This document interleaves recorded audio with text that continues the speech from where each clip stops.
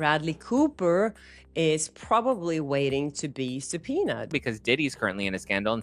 The thing is, the more she shows how happy she is and that she moved on from all of this and that she is out celebrating life, the worse it is for her lawsuit. I know, you're probably rolling your eyes at another Blake Lively drama. But hold up.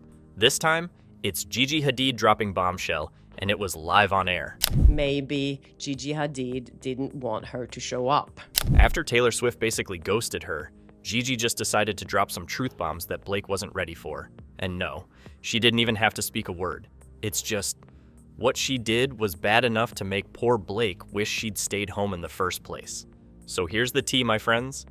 Gigi Hadid and Blake Lively, yeah, they used to be inseparable. In New York, the day after this event took place, one of Blake's besties had a 30th birthday, Gigi Hadid. They were basically the definition of friendship goals, always seen together. Red carpets, brunches, social media posts that screamed, BFFs forever. But guess what? That picture-perfect duo is starting to crumble, and it's not subtle at all. Blake didn't even bother showing up to Gigi's 30th birthday.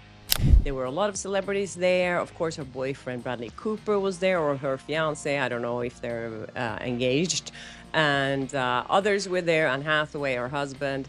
Let's think about this for a second. Gigi Hadid, the supermodel, the queen of the fashion world, having a massive milestone birthday with a guest list full of A-listers. And where's Blake? Not there. Guess who wasn't there? One of her BFFs, Blake Lively and Ryan Reynolds. I don't know if she was invited or not, but I think it's weird that you don't show up in one of your best friend's 30th birthday party. Could it be a coincidence? Sure. Or could it be that Gigi's finally had enough of Blake's nonsense? I mean, Gigi's been quiet about cutting ties with people before, like Taylor Swift, and she's no stranger to ditching toxic friendships. So maybe Blake's got one less person on her perfect Hollywood friend list. So it's not that you don't want to be out and seen out in public because she did go to that event the day before. I think, maybe Gigi Hadid didn't want her to show up. And let's be real. When Blake didn't show up, it wasn't just a whoops, I forgot moment. This was a big deal.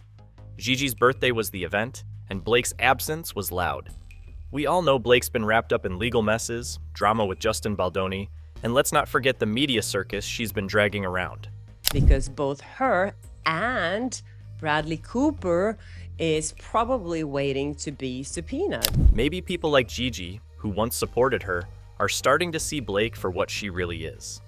I think Gigi Hadid does not want to be seen at all with her friend Blake Lively or her ex-friend. As her world unravels, people are slowly starting to slip away. And I'm telling you, it's only a matter of time before more people follow Gigi's lead. Who wants to stick around when someone's on a public meltdown tour? Blake Lively added a special thanks to Bradley Cooper in the end credits of It Ends With Us. And as you know, she brought Gigi Hadid to the premiere, and I think she also had like a pre-screening where Bradley Cooper was seen at. So yeah, so why wasn't she at that birthday party? And now, let's dive into the disaster that is Blake and Ryan's relationship. So, after Gigi's birthday snub, what does Blake and Ryan do? Oh, they really went for it with the PDA, overdoing it like their lives depended on it. Also, we know that Blake and Ryan flew to Wales on Saturday. They were there for a football match with Ryan Reynolds' football team, Wrexham, and there were pictures everywhere of them kissing and showing PDA in public. It was so ridiculous. They're in Wales, holding hands, kissing, looking like they just stepped out of a rom-com. It was so over the top, it was painful to watch. They were practically begging the world to believe they were still the perfect couple. But guess what? The harder they tried to convince everyone, the more obvious it became that something was seriously wrong. It's like the universe gave them a standing ovation for their desperate attempt to control the narrative. Everyone was like, what are they trying to prove? It seems so desperate to show that, look, we're so in love, and we want to show the world how unaffected we are. Their cringy public display was an act. No one needed it. but they sure thought it would make everyone forget about the growing storm around them. Here's the kicker. The more they showed off their perfect life, the more they exposed how messed up everything really was. It's like they were trying to sell us this beautiful picture of their relationship. But we all know that when you have to prove how perfect you are, you're usually far from it. They didn't just fail to convince the public, they failed themselves. The thing is, the more she shows how happy she is and that she moved on from all of this and that she is out celebrating life, the worse it is for her lawsuit. And guess what? Their desperate need for validation didn't make their problems go away. It just made them worse. The more they screamed, "We're fine," the louder it echoed how much they were falling apart. The world saw it. And now Blake and Ryan's clumsy efforts to salvage their image are just adding fuel to the fire. It's all crumbling, and the worse they act, the more people notice. Anyways, there's all these photos of her, and then there's a video of her where she's like directing, of course, her husband or where to stand, and she's taking photos and waving to all the fans and posing with fans and taking selfies and like, hey, we're so happy and we're super popular. When you're really unaffected by the noise, you don't need to shout about it. You just let things be. But for Blake and Ryan, every desperate attempt to stay in the spotlight just made their situation messier. The cracks? Yeah, they're showing. And no matter how hard they try to patch them up, it's too late. That she's been lying, she's abusing the justice system. And our role is to be the humanities guide to trusted journalism. And so we're the storytellers. We've been telling stories for 100 years. And how can we forget Selena Gomez's past warning about Blake Lively that is resurfacing? And it's casting a long shadow over the ongoing drama. Also, another celebrity coming out against Blake. According to Daily Mail, Selena Gomez, who is really good friends with Taylor Swift, had warned Taylor Swift about Blake Lively years ago. Allegedly, Selena told Taylor Swift to steer clear of Blake due to her manipulative and toxic behavior. This isn't just idle gossip. It's a calculated warning from someone who's been on the inside, seen the real Blake, and knew exactly what she was dealing with. And now, as Blake continues to embroil Taylor Swift in her own messy legal battles, Selena's cautionary advice appears more relevant than ever. Yeah, apparently Selena Gomez found it odd that Taylor Swift is the godmother of all of Blake Lively's children. Selena's warning came at a time when Blake and Taylor were growing closer. And yet, Selena saw something that others may have overlooked. While Taylor Swift is known for her tight-knit group of friends, her squad, Selena, ever the observer, was reportedly not impressed by Blake's attempts to join the inner circle. And of course, now that we know what happened, what she dragged Taylor Swift into this, Selena Gomez is like, yeah, Taylor, I told you so. Stay away from Blake. Anyways, I don't know if this is based on rumors or whatever it is, but it's interesting to see now how so many people are taking a step back from Blake Lively. Selena, knowing the pressures of the Hollywood machine and the toxic tendencies that come with fame, saw red flags that others might have missed. Fast forward to 2025, and Selena's warning seems prophetic. Taylor has slowly distanced herself from Blake, refusing to get pulled into the whirlwind of Blake's legal mess. Was this distancing driven by Blake's recent behavior, or was it Selena's warning all along that Taylor has finally started to take it seriously? I should be there. I need to shine right now. I don't know what that means. Is that something that he trained her in thinking before she was going to have this speech, that's like what she should be thinking? Because he can't say, I should be there, I should shine right now. Blake's involvement in a drawn-out legal battle with Justin Baldoni has added layers of complexity to her public image. As her relationship with Ryan Reynolds has come under scrutiny, it seems Blake has not shied away from using her high-profile friendships for leverage. By associating herself with A-listers like Taylor Swift, she hoped to maintain a pristine image, but it now appears that her motives might be far more calculated. Blake said to him, kiss me one more time. And that's when we see them kiss each other, and then she gets up and have the speech. I didn't make much of this. Selena, who has always kept her circle tight and her relationships private, was right to warn Taylor. Blake's public persona, at least the one she projects, seems to be a carefully constructed facade. Behind it, there are accusations of manipulation, and Blake's continuous involvement in her legal battles, including pulling Taylor into it, has only confirmed that she might be using these friendships to distract from her own mess. Ryan Reynolds reacting to Blake Lively's speech where she alluded to Justin Baldoni's legal battle. So surprising that People magazine choose this headline, and then the quote that they're basing this article on is, "I'm incredibly in awe of my wife in many ways." The hypocrisy is glaring. Blake's ability to use her connections for credibility is becoming increasingly obvious. By keeping Taylor and other powerful names in her corner, she tries to paint a picture of an innocent party in all of this drama. But what's happening behind closed doors paints a different picture.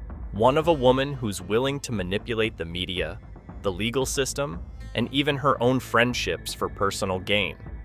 Had an article out that with a long list of Blake's victims of who she's bullied throughout her career. If Blake was truly as innocent as she wants us to believe, would she be involving others in her legal mess? Would she really bring Taylor into this storm, knowing full well that it would damage her own credibility? The more you look at it, the more it seems like Blake is playing the game on her own terms, with no concern for the fallout on others.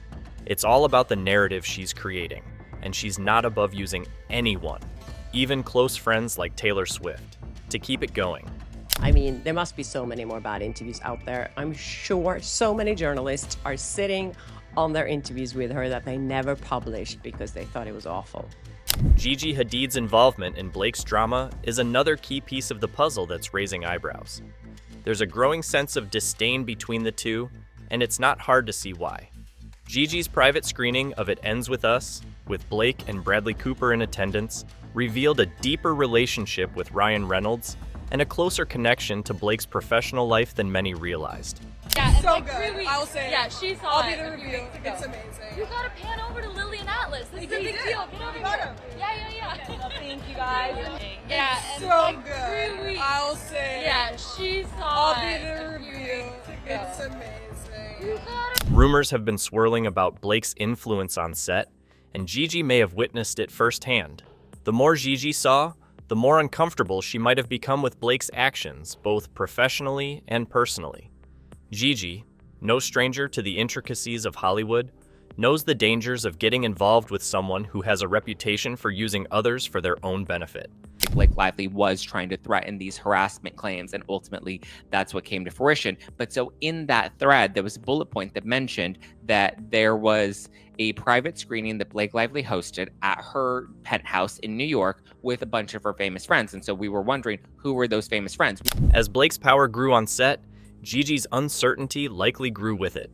If Gigi truly saw the lengths to which Blake would go to control the narrative, whether on a movie set or in her personal life, it's not hard to understand why she might have started to pull away. When you've worked with someone like Blake for long enough, you start to notice patterns, and Gigi likely begins to see the darker side of Blake's ambition. Because, like, listen, these are all very powerful people. Their text messages are definitely going to be important. Whatever communication is going to be important, because this could also prove that Blake Lively and Ryan Reynolds continued to defame Justin Baldoni. As Gigi continues to distance herself, it's becoming clearer that Blake's relationships are unraveling. What was once a tight-knit circle of friends is now starting to splinter, and Gigi's exclusion could be the beginning of more fallout. The manipulative tendencies that Selena warned about are becoming more apparent to those who are closest to Blake. And one by one, they're starting to peel away from her. It's not just about one party or one snub. It's about a pattern of behavior that's finally catching up with Blake. And Gigi is just the latest to realize that it's better to keep her distance. They cut ties with Justin Baldoni at WME when it didn't seem to be a bad time, right? The movie had just done well for Wayfair. It Ends With Us. He had the rights to a second film, so it was, presumably he was going to be profitable in the future. So why would they cut him? Moreover, Ryan Reynolds and Blake Lively's parenting choices have recently sparked significant controversy. particularly regarding their involvement of their young daughter in a Deadpool skit. The situation took a sharp turn when it was revealed that the couple had pressured their daughter to perform a line that was, frankly, inappropriate for her age. The skit in question, which was supposed to be lighthearted, featured their daughter delivering a line that made many uncomfortable. "When I want your opinion, I'll take Wolverine's D out of your mouth." Was it just for the scandal? Because Diddy's currently in a scandal. Now, let's take a step back and think about this. It's not just the fact that this line was shocking, it's the context in which it was said, and the fact that it was made by a child who was initially reluctant to say it. Ryan Reynolds, who was supposed to be this highly regarded actor and public figure, went ahead and pushed his daughter to repeat the line over and over, even though she didn't want to. This isn't just about the skit itself. It raises serious questions about what Ryan, as a father, thought was acceptable for his young daughter to be involved in. Hypocrisy of Ryan Reynolds calling Justin Baldoni a predator while he practices these lines with his 7-year-old daughter. Before I play the clip about his daughter Inez, who plays Kid Pool, just a little reminder, in Ryan Reynolds' motion to dismiss that he filed a few days ago, it literally states, genuinely, perhaps passionately, believes that Mr. Baldoni's behavior is reflective of a predator. But the controversy doesn't stop there. Ryan Reynolds, who has been one of the most vocal critics of Justin Baldoni, publicly labeling him a predator, seems to have forgotten some crucial aspects of his own behavior. How can someone like Ryan, who has called out others for their actions and behavior in the public eye, justify forcing his daughter to perform such a line? If he's so quick to condemn someone like Justin Baldoni, how does he reconcile that with his own actions in this case? It's a classic example of double standards, and it's hard not to see the hypocrisy in play. Reynolds has positioned himself as a champion of family values and public decency, yet this move suggests a complete disregard for those same values in favor of comedic effect. And now here's a clip of Ryan and Blake's 7-year-old daughter Inez, who played Kid Pool, and what she had to say. Deadpool Prime here. Poor guy. Our fight isn't with you. When I want your opinion, I'll take Wolverine's dick out of your mouth. The whole incident raises major concerns about how far Blake and Ryan are willing to go in order to protect their image, while also trying to push boundaries for the sake of publicity. Sure, everyone loves to see a celebrity couple with a family, but when it crosses the line into pushing a child to perform uncomfortable and inappropriate lines, it calls into question what they're really prioritizing. It's not just about making jokes or getting laughs. It's about how you protect the innocence of your child and what kind of example you set for them. That's Kid. Guiltily, that is my daughter, Inez. I'm so sorry we have to admit that. And I am Father of the Year over here for allowing her to say such language. As if this situation weren't controversial enough, let's talk about the response to this from both Ryan and Blake. Ryan defended the line, brushing off concerns by admitting that he had made his daughter repeat it multiple times, even though she initially didn't want to. To put it bluntly, he essentially dismissed the gravity of the situation. Instead of owning up to the questionable judgment in allowing his daughter to say such an inappropriate line, he deflected, almost as though it was a normal part of their family dynamic. This kind of behavior from a parent, especially one in the public eye, is deeply concerning, and it reveals a worrying lack of boundaries when it comes to what's deemed acceptable for their children. But this 7-year-old little girl did not want to do this, but they made her practice over and over again. Which, to her credit, she really didn't want to say. And let's not pretend that Blake wasn't complicit in all of this. She was directly involved in the skit, and as the mother of the child, she had every right and responsibility to step in and prevent the situation from escalating. But she didn't. In fact, both she and Ryan allowed their daughter to participate in this sketch, making them equally responsible for crossing a line that should never have been crossed in the first place. It's clear that this wasn't a moment of pure spontaneity, it was a planned decision, and both Blake and Ryan allowed their daughter to take part, knowing full well the discomfort that could arise from it. If they had any concerns about how this might be perceived, they clearly didn't care enough to stop it. She really didn't want to say. and then came back later and said, I want to say it now, when I started looking at other people to play Yeah, it. but Ryan, to our discredit, we made Nezzy do, I'm not shitting you, 70 to 500 versions of that line. Yeah. Now, let's talk about the aftermath. The media has mostly ignored the controversy, or at least downplayed it, focusing more on the cute family aspect of the situation rather than addressing the glaring issues with allowing such a line to be said by a child. The mainstream media has been quick to gloss over the fact that Ryan, who has made his stance on decency clear in public, let his daughter say something so wildly inappropriate for her age. It's astonishing how quickly this story has been brushed under the rug by some outlets, especially considering the outrage that followed when similar behavior was called out in others. Why is it that Ryan and Blake's actions are being overlooked, while others are held to an entirely different standard? Ryan Reynolds writing this script for his 7-year-old daughter and practicing with her over and over again, where she literally says, when I want your opinion, I'll take Wolverine's D out of your mouth, is disgusting. I don't know which father would feel comfortable with that. What makes this situation even worse is the example it sets for their daughter and other families who might look up to them as role models. It's not just about one bad parenting moment. It's about the broader message it sends. If you are a public figure, you have to be conscious of how your actions reflect not just on you, but on the values you're teaching your children. By allowing their daughter to perform this line and defending it afterward, Ryan and Blake are inadvertently teaching her that it's okay to push boundaries in a way that could make others uncomfortable. This isn't just about comedy. This is about what's appropriate for a child and what isn't. And as parents, especially with the public spotlight on them, they should have known better. Mind you, she was not comfortable doing this at first. They forced her to do so. And Blake Lively was definitely on board with this because she was also in the movie. Blake, Inez, and their baby was also in the movie as Baby Pool. Blake and Ryan's involvement in this skit has not only raised questions about their parenting choices, but has also shown a disturbing lack of accountability. Ryan's quick defense of the skit, paired with Blake's tacit approval, reveals a troubling disregard for the well-being of their child, in favor of maintaining their public image and career. When you criticize others for their behavior, like Ryan has done with Justin Baldoni, while simultaneously engaging in behavior that is just as questionable, it comes across as hypocritical and irresponsible. To make matters worse, they didn't just allow this behavior to slide, they turned it into a public spectacle. By continuing to defend it, they've minimized the seriousness of the situation and set a poor example for their daughter. The question isn't just about whether this is bad behavior, it's about the bigger picture of what Blake and Ryan are willing to do in order to maintain their celebrity status.